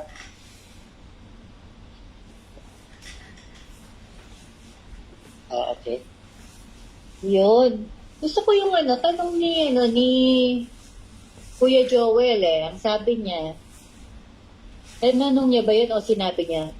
Kapag daw ang umaakay ay bulag, ay pare-pareho silang malalaglag sa bangin. Tama? Tama yung ba yung sinabi ni Kuya Joel? Tama po ba? Ngayon ang tanong, kung bulag yung pastor at yung inaakay ay Hindi bulag. hindi naman bulag, anong tawag doon? At bakit sila pareho nalaglag? Kasi hindi naman bulag yung yung inaakay So dyan na po kasi papasok ang individual faith ng isang tao. Okay. Kasi po di po ba sa panahon natin ngayon, kasi dati iba ang klase ng anointing sa panahon ng Old Testament. Katulad ng mga prophet, doon ibinababa yung Holy Spirit. Tapos mga kings, minsan nandoon din ang pangungusap ng Panginoon sa kanila sa pamamagitan ng Holy Spirit. Pero sa panahon natin, lahat tayo may Holy Spirit. Okay? Lahat tayo may gift. Sabi nga, yung potential ng 10 gifts, fruits of the Holy Spirit, potential na meron tayo nun. Pero yung gift, syempre, iba-iba daw po yung gift according to the faith na meron tayo. Ngayon, sa panahon ngayon, ikaw mismo, binigyan ka ng Holy Spirit at meron kang gift of discerning. Nalaman mo ngayon, nakikita mo, yung pastor ay mali, pero nandiyan ka pa rin, nananatili ka. Anong tawag sa'yo? Alam mo nang mali. Binigyan mo na ng pagkakataon. Sige, pinagpa-pray mo. Lord, baguhin mo siya. Baka may pag-asa pa, ganito, ganyan. Pero sa haba ng panahon, ay walang pagbabago. Pero ang discerning mo, ikaw mismo, na itong pastor na to ay hindi dumalakad ng naaayon sa kalooban ng Panginoon. Anong gagawin po natin ngayon? Kasalanan ba na iwanan ang iglesia na yon, iwanan ang pastor na yon, at maghanap ka kung saan ka lalago o mananatili ka? So Sino po gustong sumagot? hindi po kasalanan ang iwanan ang kung sino mo yung namumuno sa isang panambahan, kasi nga walang panambahan makapagligtas sa tao, walang mga pastor o anumang ginagamit ni God na makapagligtas sa tao. Bagkus ang lubusang pananampalataya ng isang mananampalataya ang makapagligtas sa tao. So kung siya ay totoong pinag-aarian ni God, ay ma-realize na yung ang ginagawa ng head pastor ay mali na, ay undas patitiwalag po siya dahil hindi po siya nakatingin doon sa namumuno sa panambahan o sino man, bagkus kay God lang po siya nakatingin. Dito papasok kasi kahit saan man tayo mapunta ng panambahan, kung mananatili tayo kay God, ay iisa lang ang pagpupunta natin, magkakaroon tayo ng totoong pananampalataya at kaligtasan kay God. So ibig sabihin, hindi natin titingnan yung mga panambahan, bagkus si God mismo. Okay. Sino pa po?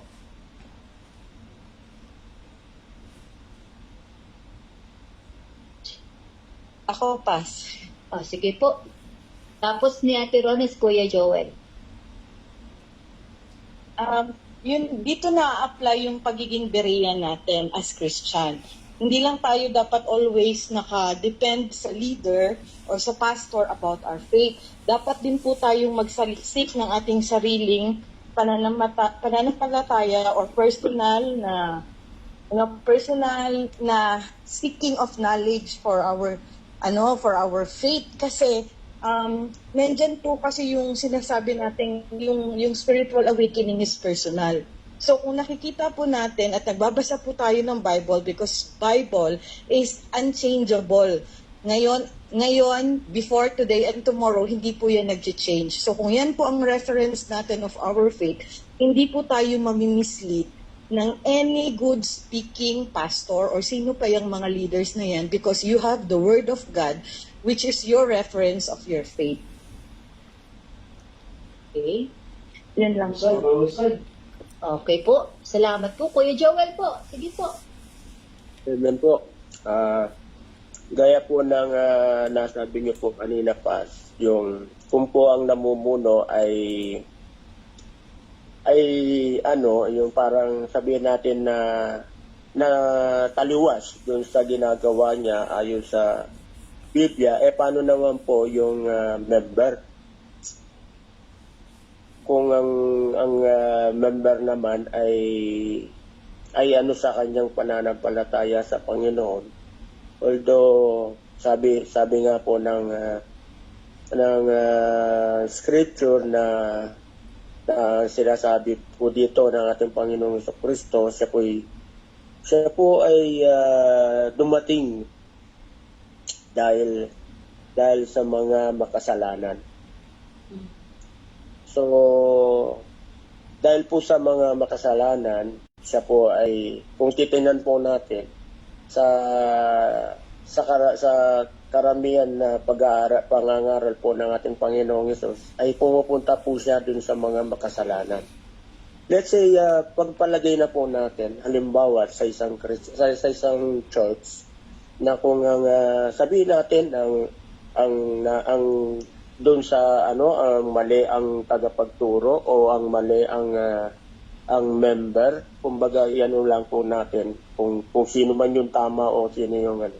So sa palagay ko po doon sa isang church na mayroong ganung sitwasyon, maaari po na yung pastor ang maging ilaw po doon sa member niya na nakikita niyang mali, at maaari po naman yung member po niya ang maaaring maging ilaw dun sa kanyang pastor na may nakikita ang mali bawat sa isa. Although sabi ko nga po na kumbaga yun nga lang po, pagka po ganun ang nangyari na kapag ka po may nakita tayong mali sa isang loob ng simbahan, nasa pananampalataya at paniniwala na po natin na nalaman po natin ang mabuti at hindi po natin ginawa, ay yun po ay magiging kasalanan po sa atin kung hindi po natin pagsabihan ng ating kapatid na siya po ay may mga mali na nagagawa. Although hindi naman po natin siya i-condemn, kundi palalaanin po natin siya na kasi po ay nagkamali na ayon po sa nasusulat sa Biblia. At kagaya po ng sinasabi din po na na hindi po tayo ang makapagpapabago sa buhay ng tao, kundi ang tayo po ay kasangkapan lang na para mapalalahanan po natin ang ating kapatid, subalit ang Diyos po ang magpapalago noon at magpapabago sa ating mga kapatid. Yun lang po.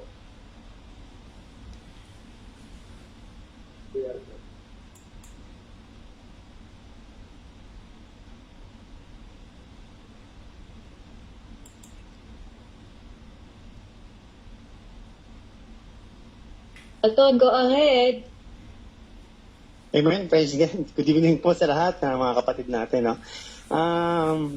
Sa akin po, nung about sa tanong niyo po kung, kasi para medyo madami na yung tanong, medyo complex na po yung tanong. So, ang sa akin po, ang sagot ko, kung sakali pong, for example, ako po ay nasa isang simbahan at meron po ako napapansin na hindi maganda, let's say, for example, sa leader, or kahit sa sino mang kapatiran, at sa pakiramdam ko po ay hindi na po ako lumalago doon sa simbahan po na yon, at kumbaga imbes na lumalim, mas lalo pong parang mas wala pong naiintindihan o wala pong napupuntahan. Sa akin po, kasi nga sabi nyo nga po kanina, tayo pong lahat ay meron pong Holy Spirit. Tayo po ay magbabat isa po sa atin ay tumanggap sa Panginoon, ay binigyan po ng Holy Spirit. Ngayon, ang Holy Spirit po, ang kumbaga kailangan maging sensitive po tayo sa Holy Spirit, kasi ang maglilid po sa atin is not our own.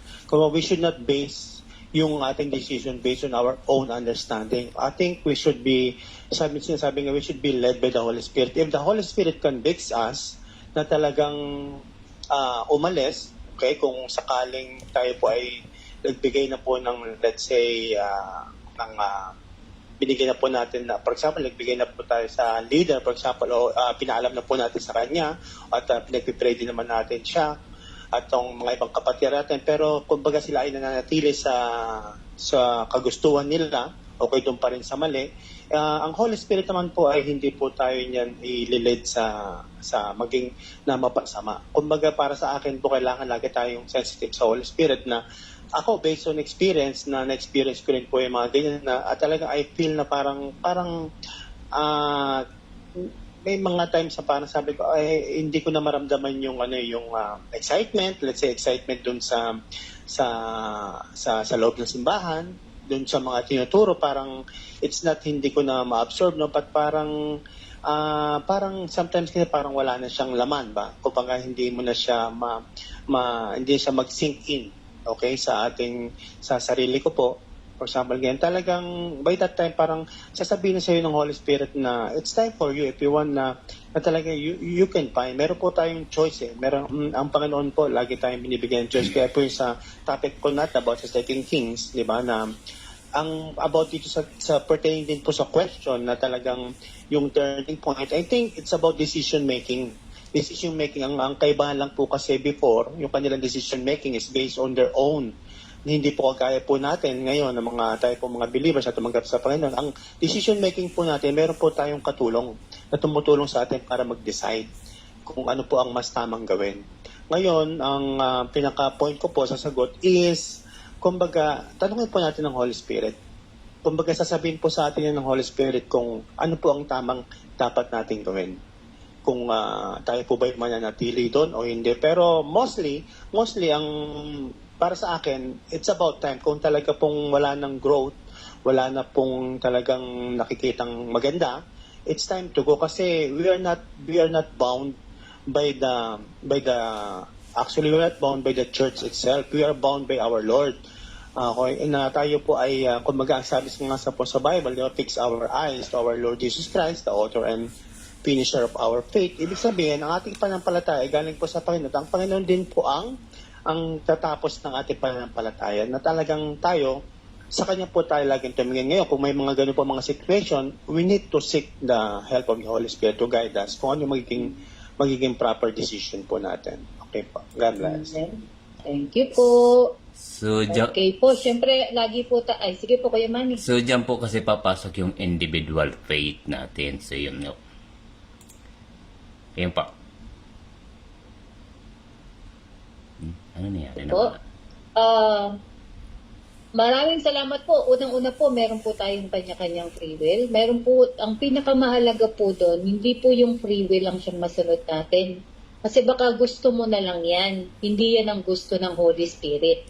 Kaya po palagi natin sasaliksikin yung kalooban ng Banal na Espiritu. Kalooban mo na maikorek siya, pero kung ilang beses na correct natin ang mga leaders, at hindi naman ito nagpapakorek, di ba? Sabi nga, give such one unto Satan. Ibigay mo na yan kay Satanas para maligtas pa ang kanyang kaluluwa. Sabi niya, no? Kaya mo mapahamak ang kanyang katawan para ang kanyang kaluluwa ay maligtas pa. So yun po, it's either, ang sabi po dito ni Ate Arian, actually na-discuss namin ito nung, di ko alam kung anong araw to natin na-discuss, last week, sa aming daily vlog. Sabi po ni Ate Arian sa Galatians chapter 6 verse 1, Brethren, even if anyone is caught in any trespass, kung nagkakasala daw po na huli natin or nalaman natin na nagkakasala, you are spiritual kung ikaw ay spirit-led. Ito nga po yung sinasabi natin na nasa iyo yung Holy Spirit. At ikaw ay merong discerning spirit. Restore such one in spirit of gentleness, each one looking to yourself, so that you too will not be tempted. So kung ikaw po may mataas na pananampalataya kaysa sa kapatid na nagkakasala, siya po daw ay iyong itama ng merong gentleness, no? Kahinahunan at ng pagmamahal. Pero ang sabi dito, pakaingatan mo. Baka kasi, Matangay. imbes na makorek mo siya, sabi dito, Ikaw matangay. that you too will be tempted. Baka ikaw naman ang matukso. O, kumbaga, ikaw yung mahikayat sa ganung klaseng kasalanan, imbes na siya yung ma-i-correct mo at maibalik mo sa Panginoon. Kaya napaka-tricky po nito. Kaya po napakahalaga nitong word na you who are spiritual. Kung malalim ka sa pananampalataya, mas mataas ang pananampalataya mo, paano po yun? Dapat supposed to be ang pastor ang mas mataas ang faith. Di ba, Daddy? Bakit nangyayari? Baliktad yata. Ikaw na member ang siyang magpo-correct sa pastor. Hindi po. Usually, dyan po papasok kasi yung self-pride. Yung pride, kasi pastor ako bakit mo ako correct? Usually po, tanggapin po natin at hindi. Sa panahon ngayon, hindi po nangyayari yon. Pwede po, madalang na madalang, tatanggapin ng pastor yung, oo nga, kapatid, nagkamali yata ako doon. Pero yung pong sabihin natin talagang aaminin ng pastor na mas mataas ang pananampalataya mo kaysa sa kanya. Parang glory to God po kapag gano'n ng mga pastor. Pero madalas po sa nakikita ko, hindi. So tama po ito, no? Paalala po to sa Galatians chapter 6 verse 1. Bantayan po natin. Baka po kasi ito yung akala lang natin. Sabi niya, di ba? Check your faith. At baka akala mo matatag ka na, baka ikaw ay mapuwal, ang sabi ng Biblia. So, pwede po nating iduktong yan dyan sa Galatians 6:1 na baka akala natin, kaya natin siyang maikorek, kaya natin, try po natin, wala pong masama doon. Open rebuke is better than secret love. Try po natin. Pero kung pong hindi, at nakailang beses na, magdesisyon na po tayo. Yan po. Okay? Dahil ikaw, if you are polluted by sin, sabi ni Ate Arian, God cannot use you to convict others. Tama nga naman po. Kung ikaw ay polluted, sabihin, ikaw mismo, ginagawa mo yung kasalanan, paano ka makaka-convince ng ibang mga tao, di ba? Na sila ay gumawa ng, yung mga walk the talk, palagi po natin sinasabi yan Kung ikaw na pastor, tumatayo sa pulpito, hindi mo nagagawa yung itinuturo mo, hindi nakikita sa'yo kung ano yung itinuturo mo, paano po tayo magkakaroon ng magandang example niyan? Ay sabi niya, you would appear as an hypocrite to others. Hipokrito po ang tawag doon. If you are too afraid to speak out against sin, your salt has lost its saltiness and God cannot use you. Tama. Kung ikaw mismo hindi mo makorek yung pagkakamali, paano mo kukorekin yung pagkakamali ng iba kung yung pagkakamali po mismo ng pastor hindi nakikita or hindi niya kinokorek? Malinaw po, napakalinaw. Saan mo ba nakuha yan, Ate Arian? Very good po. Ikaw, Daddy, sige, Daddy? Yan, at nakikinig kasi ako. Maganda yung mga sagot ng bawat kapatiran. Magbigay lang ako ng insight. Kasi nangyari naman sa akin yan. At pagkasamahin ko lang po yung lahat po ng sa akin kasi, pa nagkakamali yung, halimbawa, yung pinaka-head pastor, no? It is my duty to correct it. Unang-una, yun ang muna dapat natin gawin. Ang gawin natin is sirain natin yung culture sa loob ng iglesia. Ang akala kasi nila, yung word na rebuke is only for the leaders. I-rebuke mo yung mga member mo, i-rebuke yung mga subordinate mo. Hindi po tama. Ang pag-rebuke po, it is the duty of everyone. And does not require any position. Hindi po ganun po ang sinasabi ng Biblia. Kung ikaw po ay nakita mali ang iyong kapatid at meron kang karapatan, bilang isang matuwid na Kristiyano, ano man ang posisyon mo, wala ka mang posisyon, it is your duty to review that person. No? O gamitin ko na yung leader, kung may leader po, ina-allow po yan. Kasi bakit po? Kasi kung ikaw ginamit ng Lord at hindi na makita ang iba, kasi normally kasi pagka-kapwa leader, alam mo na, somehow, nagkakaano na yan, nagkakatimbangan na, minsan hindi na kinokorek kasi kapwa leader So ginagawa po, kasi naging close na nga, naging magkakasama na sa ministry. So ipinakikita, ang gagawin ng Lord, gagamitin ng member. Kaya bawat member po, especially dito sa ating pong bagong tatag ng church, everyone is entitled to rebuke. Even the head pastor kung kinakala rebuke. Dahil mali talaga. Ngayon na pinakano po doon Ang tanong ngayon doon is, Kailan ka alis? Kasi yun ang pinag-uusapan eh. Iba kung ang leader mo naman, patuloy-patuloy, despite of rebuke, hindi na nakikinig. Alam niyo, base po sa akin experience, nung nire-review ko po, sinasabihan ko yung pastor namin na may pagkakamali siya, hindi na siya nakikinig kasi natatag may self-righteous at saka yung pride. Doon na tumigas eh. No? I keep on praying, Lord, what is my sign in order for me to leave this church? Bigyan mo ako ng sign. Diba? Kasi mahirap kasi kung ang gagawin po natin, aalis tayo because nasaktan tayo o maaari nakakita tayo sa pagkakamali pastor, aalis tayo. For me, hindi po tama. Kasi maaaring meron kang purpose. No? Ako nga, nag-stay for 1 year. Alam ng misis ko yan. Nag-stay kami for 1 year sa church na bagamat lapastangan na at binabastos na kami. No? Why? Kasi it is God Himself na nag-reveal sa akin na huwag kang aalis until such time that these people ipahihiyain kayo sa harap mo. No, hintayin mo yun, and that's the time na tsaka ka umalis, hihingi sila ng tawad lahat. So isa kasi may mga ganon. No, minsan binigay-pray, Lord, ano yung gusto mong sign na makita ko para hindi na nga ako talaga dapat magpatuloy sa church na ito. I have, ang objective ko naman, sabi nga ni Kuya Elton, ang objective ko lang to mature, to learn, and to become obedient, to go deeper sa iyo. Yun lang naman yun eh. At parang hindi ko nararamdaman dito. Bigyan mo ako ng sign, Lord, kung kailan po ako lilipat. And definitely God will answer. Kaya hindi po sa akin. When I ask that, God give me a sign. Ito na yung sign, that's it. Magkalag ka na ipag-charge. So, huwag natin maging basihan na pagka nagkamali yung leader o nagkamali kapatid, alis ka agad tayo. Basihan po natin is that we keep on praying, we keep on asking God kung ano yung kanyang signal para umalis tayo, and let us patiently wait for that signal. And definitely God will do something about these things. Either mag-stay ka sa paggagamitin ka para baguhin yung kapatid o baguhin yung leader, or talagang bibigyan ka ng panahon na kailan aalis at taalis ka. Kaya yung napaka-smooth ng pag-alis po ninyo at malaki ang magiging tulong po sa isa pong iglesia. So again, hindi lang po leaders ang nagre-review. Kayo po mga members, may karapatan kayo mag-review pagka na moment nakita yung mali yung ginagawa ng kapatid o ng leaders. Yun lang po. Salamat po.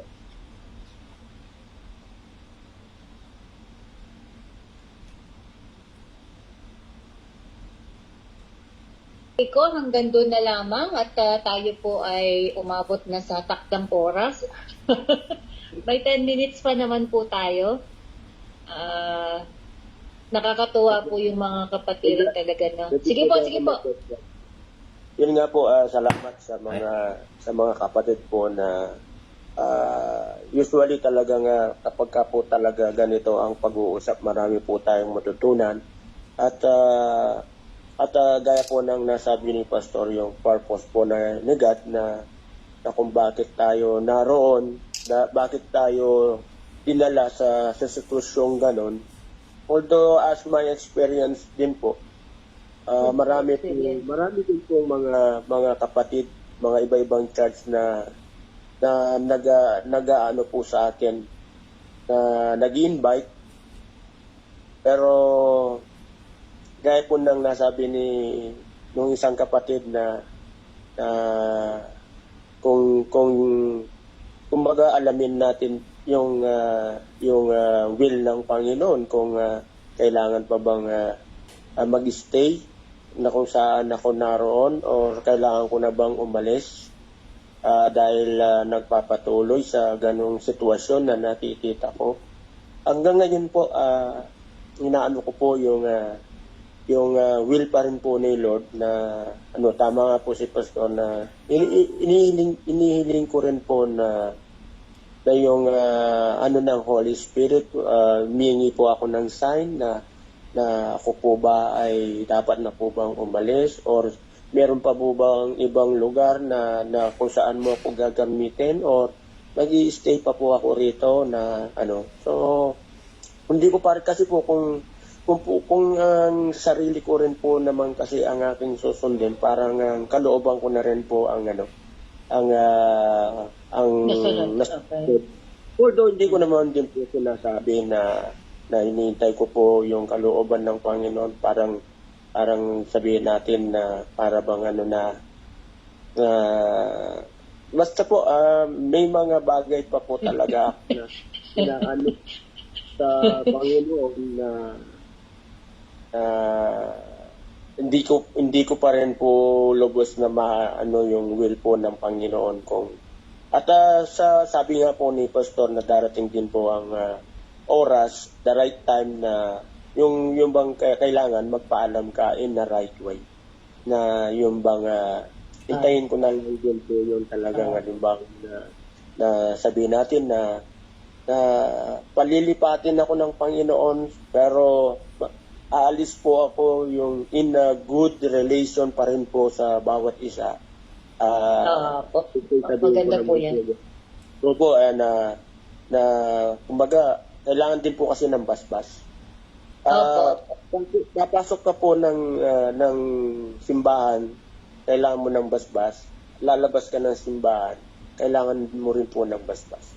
So, sa tingin ko, yun po yung right way na talagang na para kahit na sabihin natin na maraming mga problema, pero sabi naman po ng Panginoon sa kanyang salita na yun po sa First Peter chapter 1 verse 3 po yata, yun di ako magkamali na kailangan ay magalak kayo sa mga iba't ibang pagsubok na